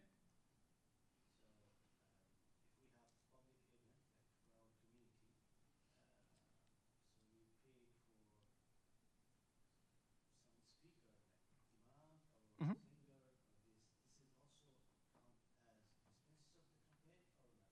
Yeah, so if the question was if there are public events and there are expenses related to the public events that are happening, whether that's a speaker's fee or a singer or an honorarium for someone attending, if the campaign is putting on the event, so if the event is happening at the campaign's direction, any money you are paying, either people to be there, any cost for food or refreshments, would be considered to be campaign expenses. Mm-hmm.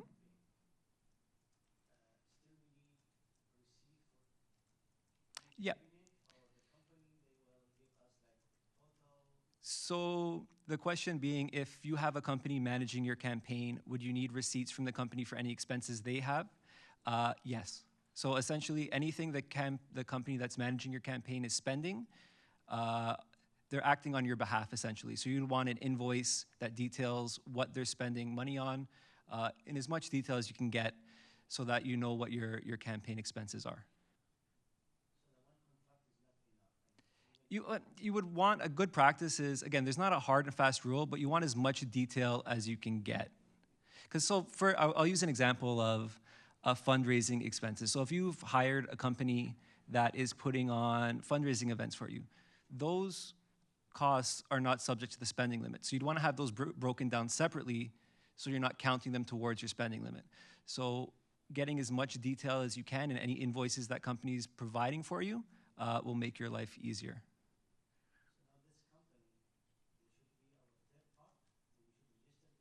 So no, so a third-party advertiser is completely separate from a campaign. The third-party advertising rules were put in place to allow essentially corporations, trade unions, or even just interested members of the public to participate in the election through advertising, essentially. So if I, for example, am really upset at Oakville because I think taxes are too low, I could put out ads saying, don't vote for X, Y, and Z in Oakville because they're not going to raise taxes enough. And then in that case, I would be a third-party advertiser. If you are just paying a company to provide services for your election campaign, they are not a third-party advertiser. They're just providing you a service. All media count as expenses, like if we create website, videos, flyers. So the question is, do all media expenses have to be listed? Essentially, if you are spending money, it has to be listed as an expense. The Municipal Elections Act doesn't get into social media, for example. So free accounts on Facebook, it's not an expense, you're not spending money. But if you're then paying to boost posts, that is an election expense, and you would have to record that as such. There's another question from the online participants. A husband and wife can contribute to a candidate individually, or does it considered one payment? What if a husband contributed $1,200 and a wife as well? Would that be okay? So there's a distinction between self-funding. So if you're funding your own campaign, you and your spouse are considered to be the same person, have the same self-funding limit. However, if you are contributing to an individual's campaign, each individual has their separate limit. So that's a distinction there. So if I am donating money to Davin's campaign, and my spouse would also like to donate to Davin's campaign, each of those is a separate $1,200 limit. If my wife and if I am running for council, both my contribution and my wife's contribution come from the same pool. So that's the $25,000 limit for self-funding, which is separate.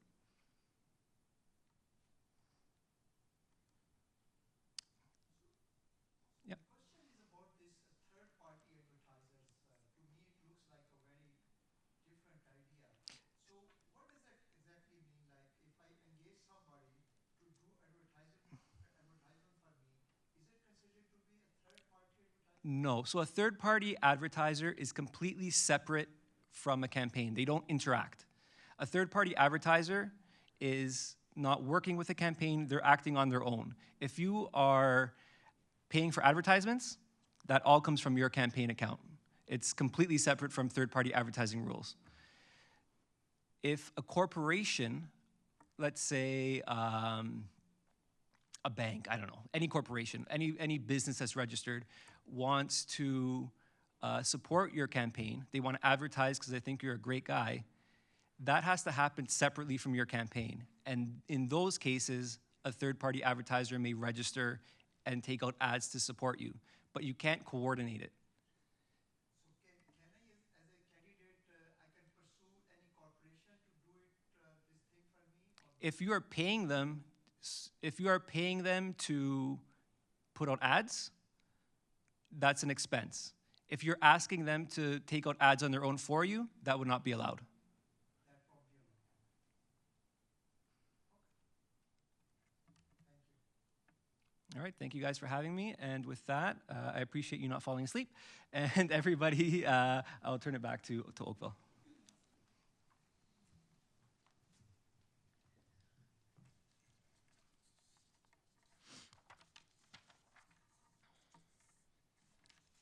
Great, thank you. Thank you very much, David and Colin, for that great presentation. I just wanted to add what may provide a little bit of clarity, just some notes that I took with the questions. For financial statements, when candidates are ready to file, which that'll be next March, April of 2027, keep in mind that candidates are not required to submit any receipts, any additional records or documentations alongside the provincial form, which is Form 4. However, you do want to keep all receipts, all documentations, so that if you are engaging the services of an auditor, if you are required to do that, or if at any point there is a compliance audit application, you want to have those records so that you can demonstrate how you ran your campaign. And then also, this does come up often with if a husband and a wife who live in one household wishes to donate to a candidate, they're each eligible to donate to a maximum of $1,200. We really do recommend separate checks if you can. It's just clearer with your campaign finance records to demonstrate that this individual and this individual each contributed $1,200 and that one contribution of $2,400 did not come in. So hopefully that provides a little bit of clarity. But again, David and Colin, thank you so much for joining us tonight on that excellent presentation. I'd like to now turn it over to Rob McLeod. He is with our Municipal Enforcement Services Department, and he's going to speak to the group on election signs.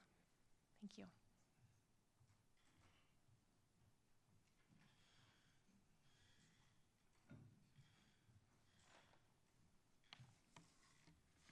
Hello, everyone. Thank you. Thank you for attending tonight.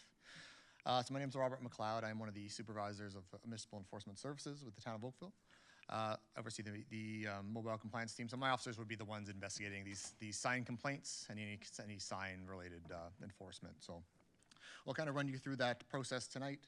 The key tips, the key kind of regulations you need to keep in mind when you're posting signs. We'll kind of hop right into that. So, in regards to signage in the city or in the town of Oakville, our sign bylaw regulates kind of the placement, the terms, everything related to that. So, it's defined in there. We have election sign as well as sign defined.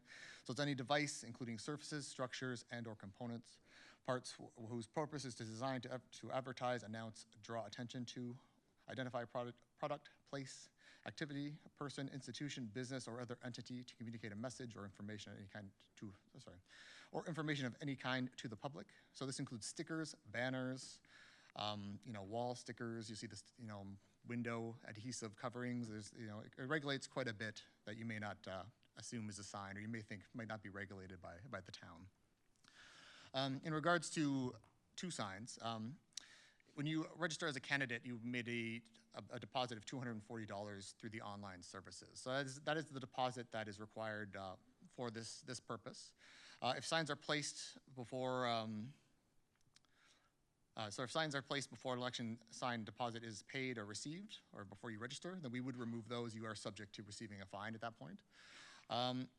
Under the sign bylaw, there is a requirement that they cannot be erected prior to 45 days before the election date, which would be September 11th, 2026. That purpose, that date, it would be as of the 11th, not the 10th, not the night before. So as of 12:01 a.m., September 11th, you would be able to put those signs up. So anything before then would be removed, and subject to penalties. Sign placement is quite specific in the town, so we will kind of go over that as well. Election signs can only be placed on town arterial road allowances and private property with the owner's approval.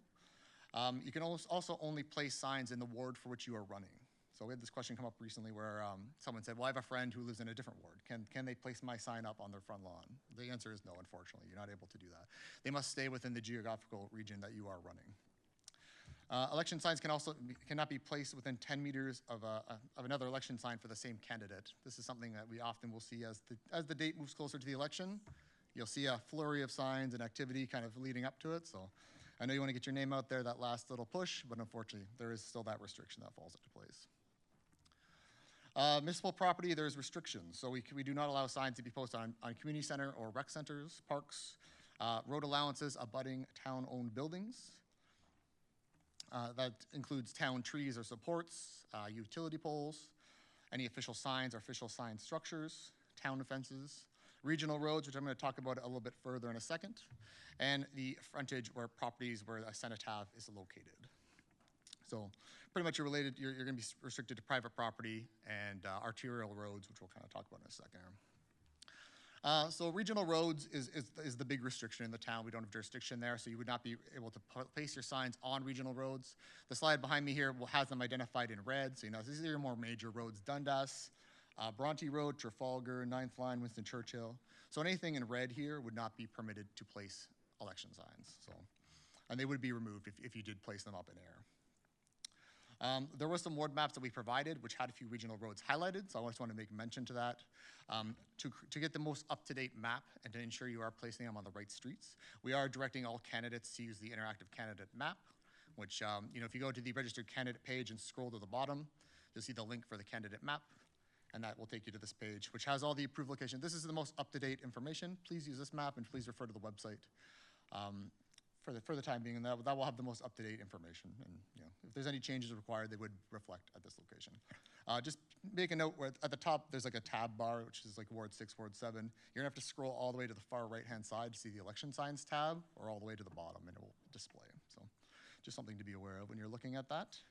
But we always wanted to get that message out there. There was a few in the PDF package that were identified regional roads. So, in regards to placement, there are some restrictions as well. Obviously, with an intersection, we have a 30-meter restriction on each side. That's for visibility. The visibility triangle for cars turning, it would be considered an obstruction if they are in that area. So it would have to be just behind that triangle or just outside of that area. We do not allow placement on any median, islands, anything in the right-of-way. We see this commonly, again, unfortunately, as we lead up to elections, you'll see medians in the middle of the road start to accumulate these signs, which that would not be permitted. They can be placed on the boulevard if the boulevard is wider than 1.5 meters. There's a requirement for them to be 1.5 meters back from the curb. If the boulevard is wide enough to accommodate that, it can be placed on the boulevard. However, if it's not, it must be behind the sidewalk. In properties where there's a fire hydrant, there must be a 1.5 meter clearance all around that fire hydrant, kind of as shown there. Do you want questions now? You can ask them as we go along, it's fine. Bus stop. Yes. Technically, the bus stop is where the sign is. That's where the bus is required to Yeah. stop. But you kind of indicated a big square, which I assume if there's a bus shelter. Yeah. I believe it's relating to the shelter, like the actual enclosure itself in that instance. So you want us measuring from the shelter or from the bus stop? If there's no shelter, then just the pole, wherever there's usually there's a concrete pad of something that kind of identifies the area. I know sometimes they have temporary ones, it's just a sidewalk. When in doubt, just use the post and go from there. We'll have some discretion in those circumstances for sure. So, yeah. I think that's the big one. And then for properties with no sidewalk, again, it's gonna be 1.5 meters back from the curb and 1.5 meters back from either side of the driveway on the front lawn. So 1.5 meters is kind of the number to remember here, and then 15. So this will be available for everybody as well if you're not sure. This graphic will be part of the presentation. We do request that you use wood supports, not T-bar or anything like that. So the wood supports we recommend are 2-inch by 2-inch, or you have the wire metal posts, 1/4 inch diameter or less, which you see for more temporary style signs, which is more of the election sign, kind of the smaller ones. You'll see these used quite often, temporary kind of signs. We do not want to see kind of U-bar posts or T-bar. Obviously, when you're kind of hammering these into the ground, there's utilities, there's infrastructure that can be damaged as a result. So we ask that people do not use those bars for any installations. There is some town advertising that can be utilized by candidates if they wish. There is costs associated with purchasing it from the town. That includes bus shelters. Buses themselves have kind of display boards on the sides of them. The hockey rinks, you'll see commonly the rink boards can be rented out and used for advertising, as well as there's TV screens in our rec centers. So that would be permitted if you go through that process and pay the associated fees for that. So. Vehicle signs is also regulated in the sign bylaw. So, and it's kind of subject to the same criteria as a regular election sign. So it can only be displayed from September 11th, 2026 to the date of the election. It must be removed within 72 hours after the election has concluded. Again, the vehicle can only be displayed during that time. It cannot be displayed at a voting location during any of the voting hours.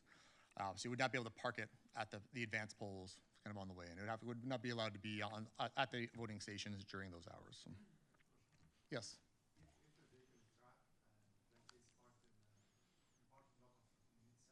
Mm-hmm. It can be just not at the voting out. Yeah, it can be in a private parking lot without any issue. Yep. But it would still be subject to the dates, which would be September 11th and voting day, right? Excuse me, Rob, can I just clarify? Was the question a vehicle wrapped with campaign material? and whether or not it can be parked on, within the parking lot of, let's say, a town-owned community center.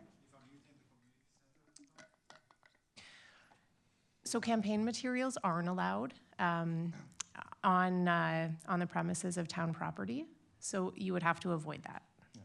But you asked for a private property lot, did you not? Was that not the question, sorry? Oh, sorry, my misunderstanding then, yeah. Thanks, Rob. Yeah, it could be in a private, like a private Sobeys plaza or some sort of grocery store, something like that, but yeah, in regards to town property, no. Yeah. And actually, if I may just take one, this is actually something that happens a lot because candidates sometimes do like to offer rides to voters to advance voting locations or voting or on voting day. And so if your vehicle is wrapped with campaign materials, you have to be aware that they wouldn't be permitted on the property of a voting location. Yep, thank you. In regards to ground signs and fascia signs, so we will see these a lot of times at your election offices, depending on the size of the campaign. If they have a commercial unit, they will often have, banner signs, fascia signs, ground signs, which would be like a permanent installation kind of installed on the property. So, they do require sign permits under the Town of Oakville bylaw, and it is the candidate's responsibility to ensure those permits are opened and kind of that process is followed. Just make sure it's erected, displayed, and maintained within full compliance of the bylaw. So that would fall on the candidate to ensure that those steps have been taken. Third party, we kind of talked a lot about third party tonight, so I'm not going to get into it too much, but it's refers to advertisements or other materials that support, promote, or oppose a candidate. So it would be your trade units, it could be or trade unions, it could be a corporation, it could be an individual. Third-party election signs are also regulated by the town sign bylaw. The election sign shall include the name of the registered third party, the municipality where it's registered, name, telephone number, mailing address, or email address where the registered third party may be contacted regarding the third-party election sign. There is anyone who is a third-party advertiser who plans to advertise in the town of Oakville is required to register with the town clerk prior to incurring any expenses, and there is a form that can be completed through our clerk's office. So I think we have lots of information on that, so I won't go too much further into third-party, but it is also outlined in our election sign section of the bylaw. So in regards to enforcement, kind of how are we going to be doing this? So our officers will be going out there proactively and reactive. So we'll respond to any complaints, but we will also proactively be conducting patrols. We're start as early as now. So if we see one now, we would address it immediately. However, as we get closer to September 11th, our efforts will kind of increase from there. If you wish to enter a complaint, we ask that you do not email the elections team. We ask that you go through Service Oakville, and you can contact them via phone or by emailing service@oakville.ca. That would generate a service request, which you can track, and it would go into our system and be out for live dispatch. You can also do it through your online services, and it would be tracked through your email. Once a complaint is received, it goes to a queue of calls for officers to attend, and we would go in and investigate, and you would receive an update, kind of what the outcome is based on that. So, any signs that are erected contrary to the bylaw will be removed, and they will be made available for pickup up to the election date. What happens once we pick them up is we have an on-site secure storage. So if you wanted to kind of pick up your signs or retrieve any signs that were removed by our officers, you would have to make an appointment. Unfortunately, we do not allow drop-ins for that. There is a bit of an administrative process we must follow. So we ask that if you would like to book an appointment, you can do so by contacting our office, and the phone number is listed there, extension 7395, or by email would probably be the best way to go, and then they can book you in for a time and date. There is a $60 fee for every appointment that you attend. So during that time, you can pick up whatever signs are there, but there is a flat rate of $60 per appointment. So. And that will be right up to Election Day. After Election Day, there's no ability to pick up the signs anymore. We will ask for ID of the person attending, just to verify who's picking up the signs. The location is actually going to be off of Wycroft Road where the Municipal Enforcement Services office is located. It's 430 Wycroft Road at the rear of the transit facility. So when you pull up, you'll see the sign there that says sign pickup. Just follow the arrows all the way to the back, and we'll meet you outside at your specified time, and you'll be able to assist you with that process. After the election, obviously we understand, it's a busy evening for everybody, but there is a 72-hour rule where you must remove all signs within 72 hours after voting day. We'll honor the 72 hours, obviously, but we won't be out there till Friday, which I believe is the 30th, after 12:01 a.m. on the 30th. So you'll have 3 full days. We're not starting immediately after the polls close. We will honor the full 3 days. So, after 12:01 on the 30th, then any signs found would be removed, and there is a $15 fee that is charged per sign. So the $60 retrieval fee, as well as the $15 per sign removed, that is deducted from your sign deposit that has been collected by the town. So that's not an invoice you get, that's money already collected by the town that they have kind of in place. And that pretty much wraps up a lot of it. Was there any, I know we had a few questions along the way. Yes.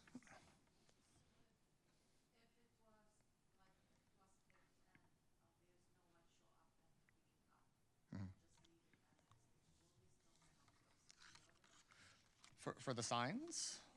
No, they would just be disposed of at that point. Anything prior, yeah. That's only for the collection fees, the $60. Yeah.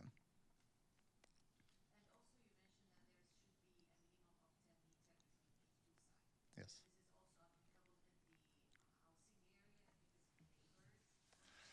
Neighbors, yeah, you should be somewhat okay depending on the size of the lot and style of the housing. But yeah, we would obviously, if it's on each independent property, we wouldn't be, yeah. As long as it's with the owner's consent on each property, you should be fine. There won't be any issue there. We wouldn't go out and verify and measure that unless there was a specific complaint for that as well. So. Yes, sir. Discussing it September 11th. Yes. What if my neighbor wanted to put a sign right now Mhm. in his front yard? Is he allowed? No. He must wait until that day. No sign can be on display until September 11th. Even on private lawns, correct. Yes. That's a good question. I assume, yeah. Yeah. It'll be part of your report. Yeah. Any other questions, guys? No? Any online questions? Are we good? Cool. Well, thank you, everyone. Thank you for your time. Oh, sorry. Yeah. If we, for example, some mall, and you have the small flyers, Mhm. can you stick them on the cars in the public place, in parkings? Can you yeah? I mean, it may the mall might not ask you to. I mean, they may have an issue with you kind of going on their property issuing flyers and things of that nature. It's not outlined specifically in our bylaw, handbills, or any distribution of flyers in that nature. You can't do it on town property, but with permission of private property owners, I would say you may be able to, depending on the property, right? But the mall and the security at the mall may ask you not to do that because it's, they may not want soliciting on their property. So just something I would just, encourage you to get permission from property owners before doing that. Okay. Thank you, everyone.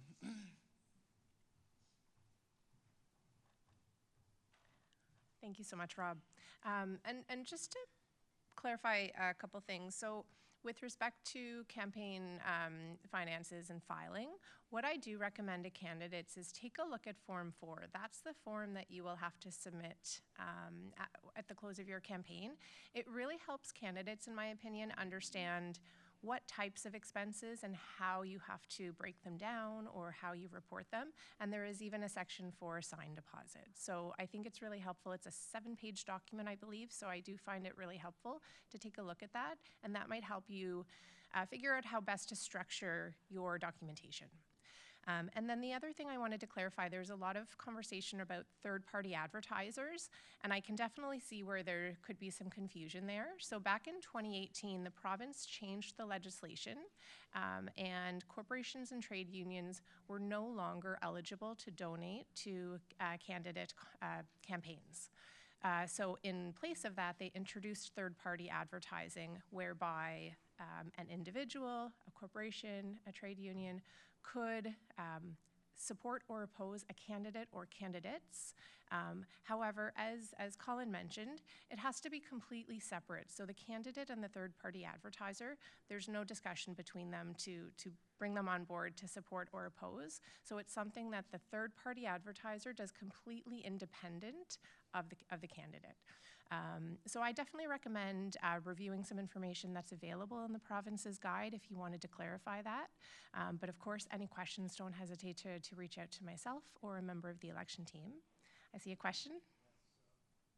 For the route, I understand, so we should start from September 11. What about if we have any flyers inside of some community center or our office, our bases? Can we distribute our flyers? So with the exception of at the community center, you can absolutely start campaigning the moment you file. So if you've registered with us and you are a registered candidate, the moment you walk out of town hall, you can start campaigning. And so that includes putting together brochures, speaking with eligible voters, but definitely no campaign materials on town property. So that would be community centers and other facilities like that. So do we have any other questions online? No? And do we have any other questions from anyone here? No? Well, a very big thank you to those candidates who joined us virtually, but also the candidates and potential candidates who have joined us in person. A big thank you to David and Colin from the ministry for joining us, the elections team, and of course, Rob from Municipal Enforcement on election signs. We wish everybody the best. We are here to support you. So our contact information, if you filed, you have our contact information. Oh, I see a question. Yes. For this information shared by those guys from the ministry, is this available on the town website too? Great question. Yes, we are going to be posting the presentations probably by end of day tomorrow. And again, as I mentioned as well, the recording will be made available online. So if you wanted to refer back to any part of it, you can do so. Yeah. Okay, so thank you to everybody for joining us. We wish you the best and we're here to support you. So have a great evening. Thank you.